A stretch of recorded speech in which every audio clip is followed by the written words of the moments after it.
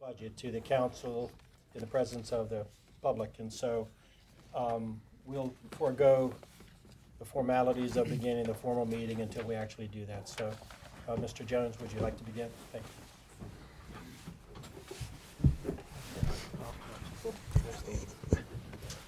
Your Honorable. Use electronically. So, thank you, Mayor and members of council. Tonight, I will present to you the proposed 2017 budget. I'd like to start off by saying it's the hard work of an energized workforce as well as an energized community. For the past 5 years, I hope what we've been able to do as an administration is really change the way that people interact with government. I believe that what we're building is a thriving community, a safe community, a business-friendly community, a connected community, and all of that is on the foundation of a well-managed government. Over the past 5 years, we've worked very hard to build trust with the community and to get our financial house in order. The city is in a better financial position than it has been in some time. And part of the success is a result of establishing strong partnerships with their residents, with their neighborhoods, with local businesses, nonprofits, and even the arts and culture community. By leveraging all these resources, we believe we've provided a good return on our investment. But it's also important to learn from the past. So it's important to remember that 38% of our real estate is tax exempt. We're the 13th most fiscally stressed city in the Commonwealth, and among those fiscally stressed localities, we have the lowest tax rate. But the council realized that in order for this community to move forward and to grow, we had to get our financial house in order. And that was by beginning to reduce these huge budget gaps that we had each year when we start a budget process. So our goal was to first and foremost achieve a structurally balanced budget, and then to fully fund our reserves. By the end of FY 2015, we ended with an $8 million surplus. That allowed us to fully fund our reserves, and it also wiped out the gap that would have started the 2017 budget process. We were able to return $3.5 million back to the council for their priorities, for your priorities, with the majority of those funds going back to neighborhoods. So for the third consecutive year, I present to you a structurally balanced budget. That's $831 million on the general fund side. And simply put, a structurally balanced budget has ongoing revenue matching ongoing expenditures. There are many good signs that we have. The population is growing. We've added 4,000 residents since the 2010 census, and the population is projected to grow for the next 3 decades. Even our per capita personal income grew by 25% over the last decade. Local revenue is growing. The sales tax, the meals tax, the hotel tax, and all of our other local revenues combined are showing growth not just in 17 but in 18 and beyond. Placemaking is working. Businesses and people are attracted to this authentic urban lifestyle and our outstanding amenities. We're creating jobs. By 2018, there are 5,000 new jobs that will be here in the city of Norfolk. But a key to that is matching our residents with those jobs. Norfolk has the highest paying jobs in the region, and we have 20% of the jobs in the region. One of the initiatives is, in this proposed budget, is to use CDBG funding to create a local hiring incentive, and we'll set aside $250,000 to make sure that our residents here have opportunities to be in those jobs. We're leveraging public-private partnerships. Performance-based grants are working. We're fostering new businesses, and we're diversifying our economy. This allows our revenue base to grow. Not only are we collaborating with the private sector, we're investing in our community-based organizations. For example, the Norfolk Redevelopment and Housing Authority has $1.3 million for NRHA in the general fund. Our community partners, EVMS, St. Mary's Home for Disabled, the TCC, and the list goes on. We have $1.7 million in this budget for our community partners. We also have almost $1 million for community grants. That's human services as well as arts and culture related. So this slide, it's pretty important, but we have the big corrected on it. So when we started 5 years ago, we had gaps in the budget, shortfalls, gaps of anywhere from 26 million to 36 million. So that's when we started back in 2011. As we look forward, not just for the next 5 years, but the next 10 years, the current 10-year outlook is stable. So in other words, we have revenue projections over and above expenditure projections. That doesn't take into account any type of salary increases or additional funds to some of our partners, but to just have a base budget starting off with revenue exceeding expenditures in the out year is something extremely important to us. We're also providing outstanding core services. Back in 2010, we had approximately 4,300 employees. Now we have slightly fewer employees, but we're still providing a high level of service even when we have additional buildings coming online. But we need to remain disciplined. We need to preserve the structurally balanced budget, maintain our reserves, manage our debt, maintain an adequately funded retirement system, and attract and retain talent. One of the issues that we've struggled with for some time now is that our largest local revenue source, real estate, is rebounding, but it's rebounding slowly. While we have 4 consecutive years of growth and 1.7% growth overall is built into this budget, proposed budget, on a 20-year average, the growth has been closer to 5%. So while it's good news, we'd like to see real estate revenue, 25% of our portfolio, grow a little bit more than 1.7%. However, residents continue to pay less. So in terms of the real estate residential tax bill, it's $209 less it will be $209 less in 2017 than it was in 2010. When you put this into perspective and you make a comparison from 2010 to 2017 of some of the other local jurisdictions, on average they've raised the real estate tax rate by, on average, 13.5%. Norfolk, while the rate has been raised by 4 cents over that same period of time, only 1 cent went to the general fund.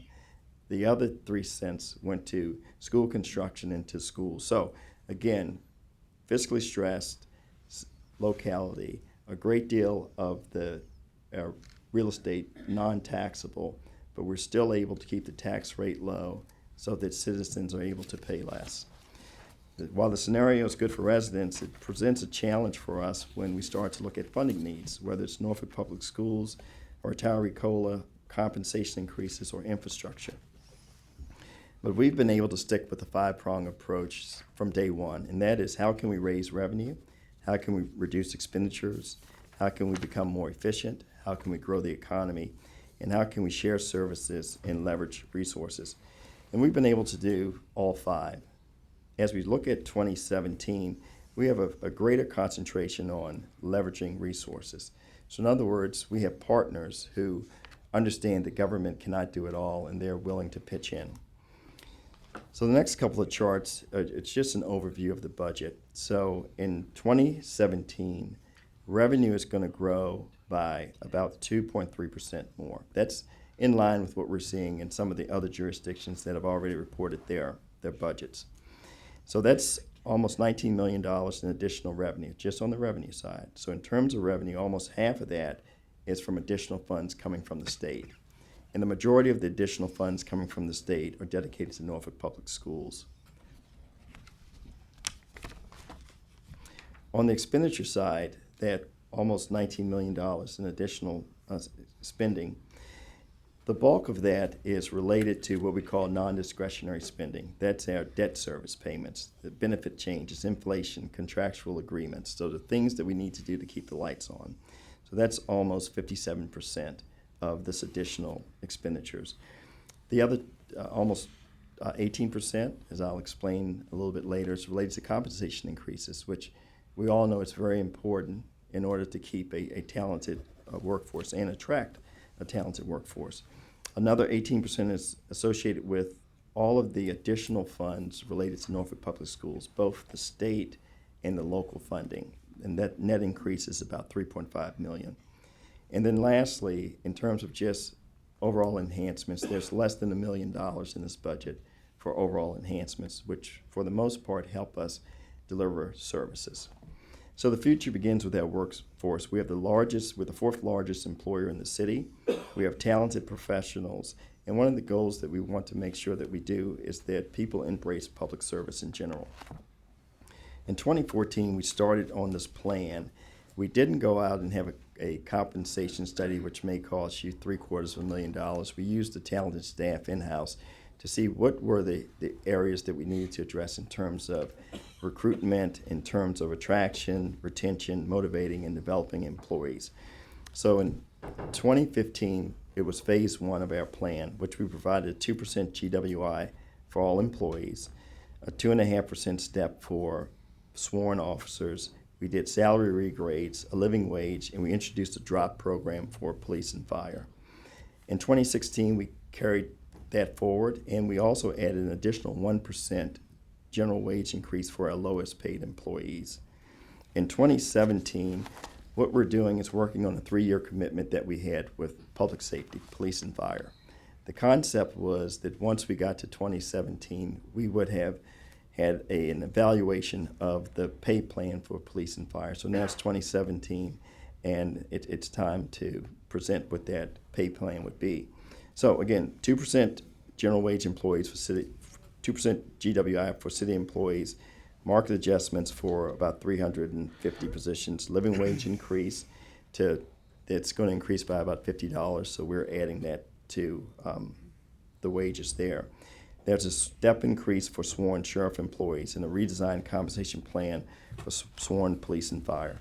So I'd like to start off with public safety to just really talk not just about the compensation, but what is happening in our community in terms of public safety. It's truly a community engagement. It's from the fire department with internship programs to public education programs in schools to police with neighborhood picnics and basketball games. The concept is to build trust within our community. In terms of compensation, we want to stay competitive, and we've seen that we spend about $70,000 per recruit to train them, and then we're finding them leaving 3 or 4 years down the road. So we want to attract and both retain. So in terms of public safety for police and fire, we will increase the recruit pay to $40,000, and that would be only surpassed by Virginia Beach. So it would be the second highest in the region. But then as we noticed that after 5 years, we started to see retention decrease. So we have strategic 5% salary increases in the out years to retain police and fire employees, sworn. And there's this new motivation to reach top pay faster. So in other words, the concept is instead of reaching top pay in year 14, you reach top pay in year 12. And in some cases, instead of reaching top pay in year 18, you reach top pay in year 12. So we believe that those are some initiatives that will help us attract and retain sworn. Additional investment in public safety, there's additional $5 million. That's for vehicles, body camera maintenance, in-car video replacement, and fire station renovations. We're also investing in our retirees. Back in 2015, we started the DROP program for sworn police and fire employees, and about 80 individuals have taken advantage of that program. We've had recent supplements and one-time COLAs for retirees. In 2013, we had a 2% COLA, and in 15 and 16, we had a $300 supplement. My recommendation to the council in this budget is to have a one-time 2% COLA for retirees, but to structure this one-time payment in a way that mitigates the impact of the future funding status.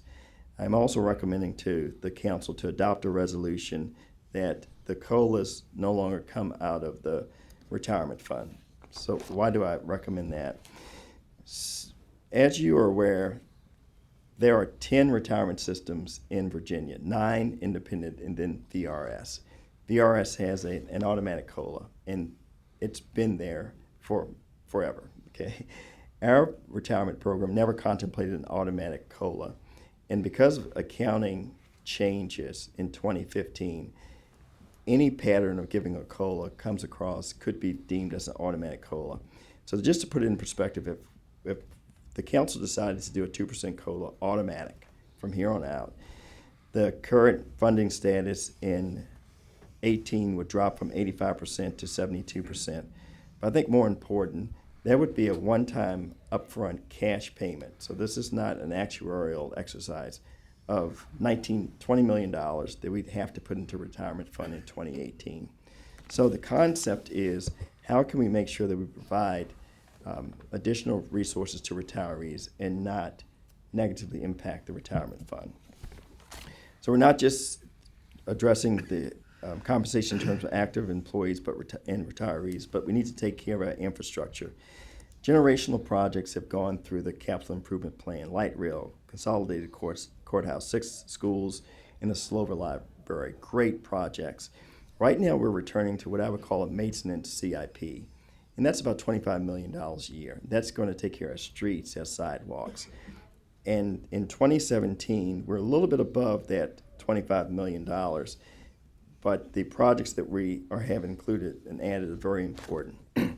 For example, this $11 million, that's more than what was proposed in 2016 for the 17 CIP, includes $5.4 million for jail improvements, $3.7 million for city infrastructure, additional $1 million for NPS in terms of their maintenance needs to bring them up to $3 million, and $1 million for fire stations. It's very important that we take care of the fire stations because that's where the fire and rescue individuals live. So we have a $1 million infusion for upgrades. So the focus of this budget is going to be building on this momentum, remaining financially sound, and gearing up for the future. As we design the coastal community for the future, it's very important to identify important neighborhood assets. Collaboration and consolidation, we believe that they have improved customer service. We have changed the way people interact with the city. It's important to know Norfolk Cares, the Norfolk Development Services Center, and neighborhood development has really had a hands-on approach to working with residents to make sure that they have positive experiences with the city. While we have significant improvement in services, we still believe it's necessary to add some additional positions: additional code specialists, additional call center staff, additional animal care staff will continue to decrease wait times and improve customer service. We're also creating an Office of Resilience. We believe that much like the offices that I mentioned earlier, this is going to provide the city with a great opportunity and to solidify Norfolk and this region as a global leader in addressing sea level rise in a comprehensive manner. So earlier this year, the state was awarded a $120 million National Disaster Resilience Competition Award, a grant. And I look at that as the kickstart for what we can do in the future. While $115 million is related to the Ohio Creek watershed and green infrastructure, there's $5 million to set aside for a Coastal Resiliency Lab and Accelerator Center. We believe that's an opportunity to bring the region together and have opportunities to address issues related not only to sea level rise, but resiliency in general. That's going to help us discover what works. So we have some long-term watershed projects, but we also have, in the short term, multiple projects that we believe that can help neighborhoods. Speaking of neighborhoods, it's very important for us to build neighborhood resilience. We have 2 plans, the plan that our resilience plan as well as the Poverty Commission, that really helps us in terms of advancing initiatives to connect communities, deconcentrate poverty, and strengthen our neighborhoods. In the past, we've had a focus on 4 neighborhood plans, and a lot of great things have come out of those plans: the Broad Creek Plan, the Ward's Corner Plan, the Southside Plan, and the Fairmont Park Plan. And we also have targeted priority areas. Some of those will take a little bit longer for us to develop, including Military Circle and St. Paul's. But right now, we have emerging districts in Church Street, the Downtown Arts and Design District, 5 Points, Ocean View, and 35th Street and Park Place. This budget has $2.5 million to put into those areas. Much like the 4 neighborhood plans, we see these emerging districts as an opportunity to see additional acceleration in the community. In the past, some of those funds have come through the Norfolk Redevelopment and Housing Authority, and they've done great work, but a third of those funds went more so to administration. Now, 100% of the funds will go directly to these neighborhoods. But it doesn't stop there. We have $30 million in total investment in our neighborhoods. We have stormwater, $4.8 million to address neighborhood flooding. We have general capital with another $8.5 million, and that's everything from beach erosion to complete streets to neighborhood parks and rec centers. We also have in our urban allocation funds, scrubbing pots back at the state level. There was $11 million available to the city. I'll ask council to pass a resolution in the May timeframe, but that's $11 million that will come back to the city to help us with every neighborhood. So in redirecting these funds, I'm recommending that $7.5 million go to pedestrian improvements. That would be on Princess Anne Road, Virginia Beach Boulevard, Tidewater Drive, Granby Street in the Riverview Village area, Ocean View, and Valentine Boulevard. So again, those are some of the issues that we've had over the course of the last year. And this additional urban allocation money, we believe, will help us address some of those issues. We also have another $3 million in CDBG funds that will help with community infrastructure and economic development. All said, $30 million plowed back into our neighborhoods. We're creating great public spaces. So placemaking is working. The Broad Creek Library, the design that we have, the preliminary design is amazing. It's an opportunity for the library to connect to the school as well as public space. Same thing on the south side. We're designing a neighborhood library that would be in close to the same footprint of the aquatic center with walking trails so that it's placemaking also there.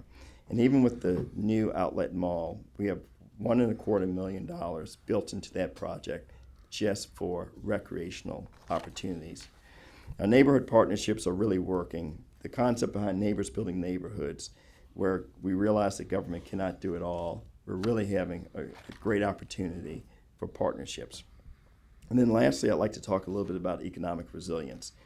We're nurturing the city's entrepreneurial ecosystem, and we're trying to strengthen the workforce development pipeline. So back in 2016, we had two funds, the Innovation Fund and the Grow Norfolk Fund. Together, they are $1.5 million. None of that coming from the general fund. It's a combination of CDBG funds and a combination of federal EDA funds that actually drew down $750,000 from a NDC match. So $1.5 million as a starting point for this entrepreneurial ecosystem. And the private sector has started to respond. 757 Angels, this was private sector driven. It's an injection of capital into the Hampton Roads region. It's much like a Shark Tank competitions. The Vibrant Spaces, again, private sector driven, matching grants to create street level vibrancy. We even have ODU that has come off of the campus, and they're now in the center of Norfolk downtown on Bush Street with their ODU Innovation Center, and that's designed to be an incubator system for startups across the region. Our Business Cafe and our SWAM initiative, we're adding another $300,000 to them so that we can, once again, create this entrepreneurial ecosystem.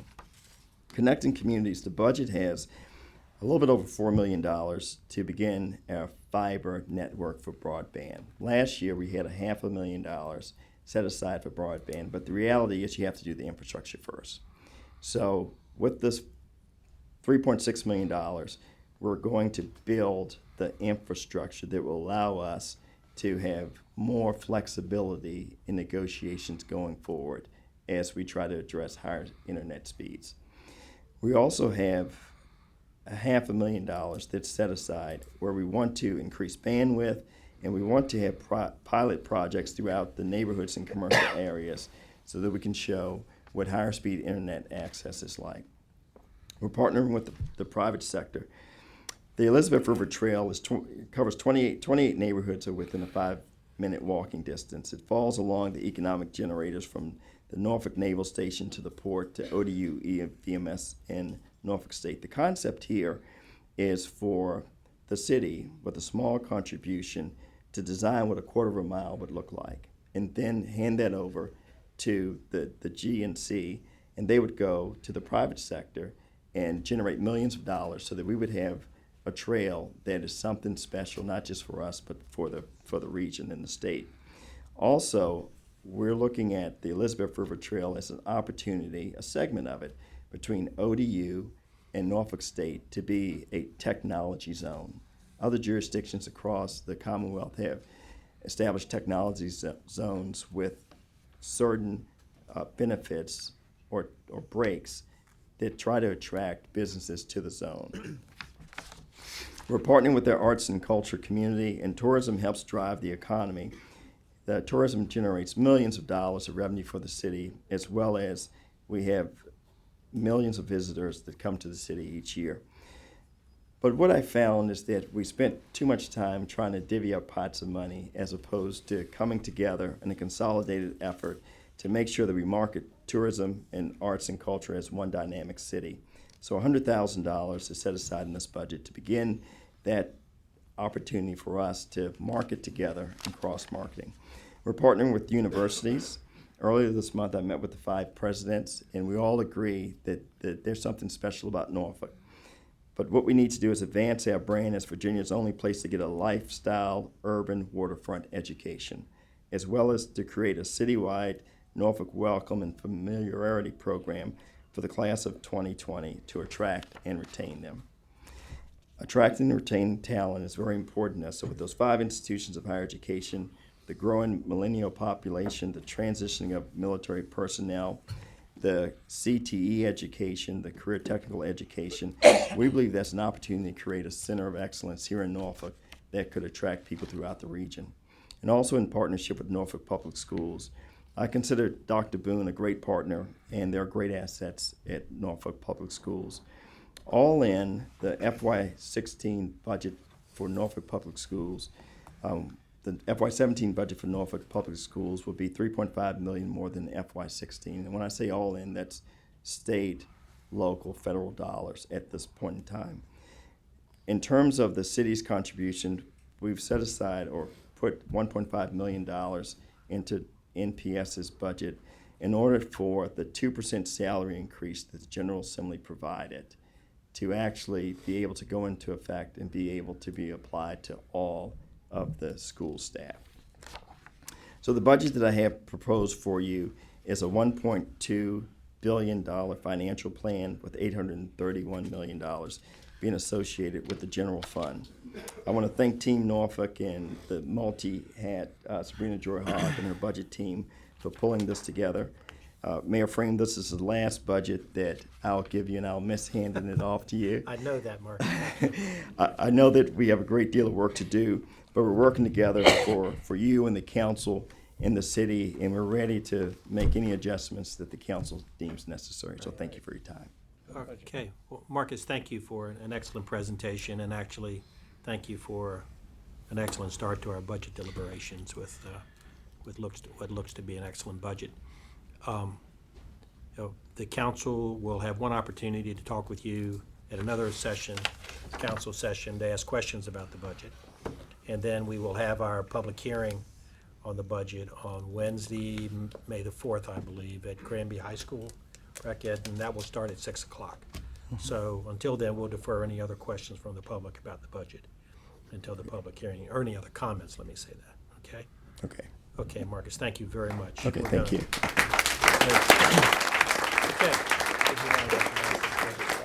Okay, so we're running just a couple minutes behind for our 7 o'clock start, so why don't, if any of you have just come for the budget presentation and then would like to be